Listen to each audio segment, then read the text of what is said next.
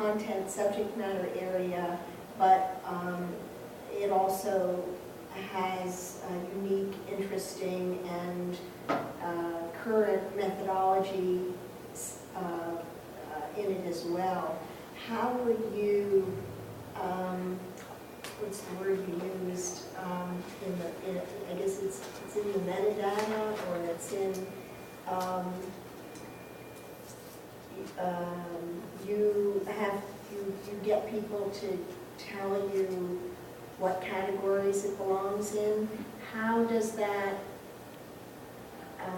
appear, or how does that work in terms of marketing? It's like, so say a book could be marketed as a gender book, right?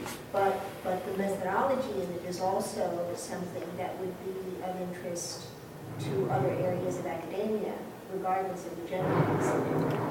The publishers don't set the codes and the tags. Those are all set by whether it's the wholesaler or the National Library, Library of Congress.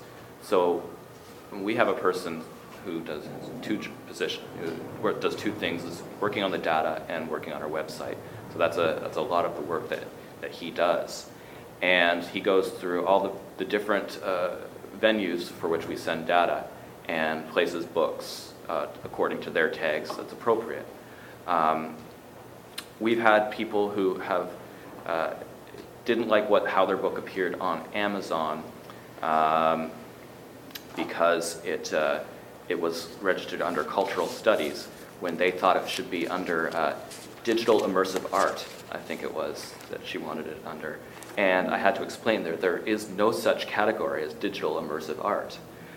There's the broad categories depending on the place. It is some broader than others, but it all is determined by what categories that place happens to have, be it one of the wholesalers or libraries.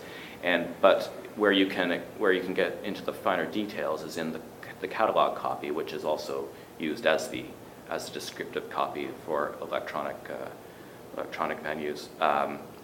In talking about it there and making a clear description of the book and the methodology used.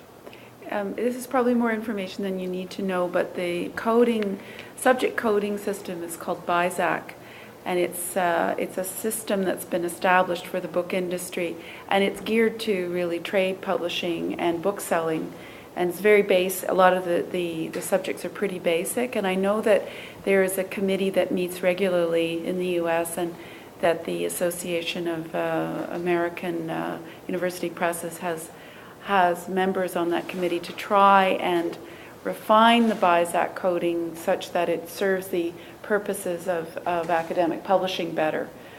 So it's sometimes, you'll see things that you don't particularly like or you feel is misleading almost, but it's a choice based on what's there for us to use. But as Doug says, we do, we on our own websites, we may have a much more detailed kind of subject categories because we will do that to meet the, to be accurately describe the books that we're selling.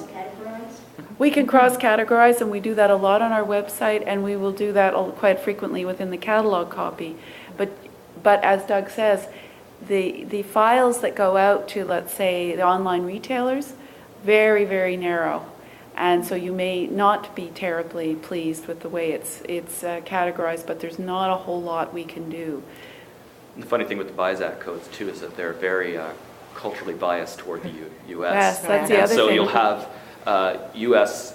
Civil War history, 1867 to 1869, Civil War history, post-Civil War, all sorts of things. And then for Canada, it will be history, Americas, Canada, 1800 to 1950.